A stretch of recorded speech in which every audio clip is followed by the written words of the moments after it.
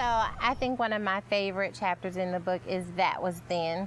My favorite passage says, people with the past have always been able to come to Jesus. He makes them into something wonderful and marvelous. And having a past and being both wonderful and marvelous, I obviously know this to be Oh, true. God. Help us, Lord. No, but I mean, seriously, I've shared my story about having my son at the age of 14, and I know that it does do something to you mentally that makes you feel like you're not going to be able to dream again, to succeed at certain areas of life. And so I think that this is a very important message for women of all generations who have that 1, 2, or 3 things that they felt like they did, or something that happened to them that maybe made them believe that they were no longer able to accomplish something. So I wonder, 20 years later, what do you know now that you didn't know then when you first wrote this book? And will you share it with our readers? Well, first of all, as you referenced what you went through, it was your mother's job and my job to make sure that that circumstance was a pothole and not an earthquake in your life.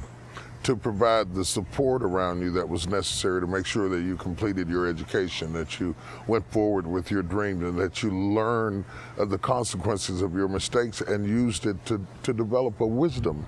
That's really, in essence, what I'm saying in the book. It's just that I have so many more experiences to go with it now, having raised 5 children, that you have to put a line of demarcation between then and now, lest then bleed into now and destroy your now. It doesn't have to do that. So many people have been so affected by what happened in their past. They've been traumatized, Sarah, and to a large degree, it affects everything in the future. There's a cynicism, there's a distrust, there's a skepticism that permeates their future because they have not put a wall between then and now. So I wrote that chapter to say that then, and what I've learned now is that if you don't do that, then everything bleeds over into your life, and it's kind of like if you ever saw the movie Groundhog Day, where the guy keeps waking up and he keeps having the same experience over and over again. Some people, they keep marrying the same type of people, or dating the same type of people, or losing jobs, or falling out with people the same kind of way. They can't figure out how to stop the cycle of failure that permeates their life.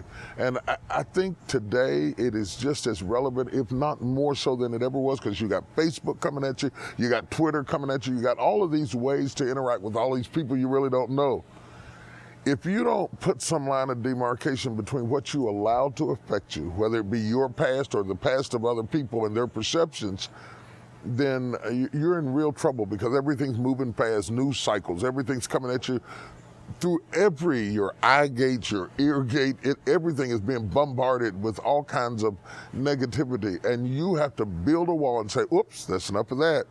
I cannot allow this, your trouble or mine, to bleed over into my destiny and cause me to fall short of my dreams. That's good stuff, Bishop Jakes. What I'm saying?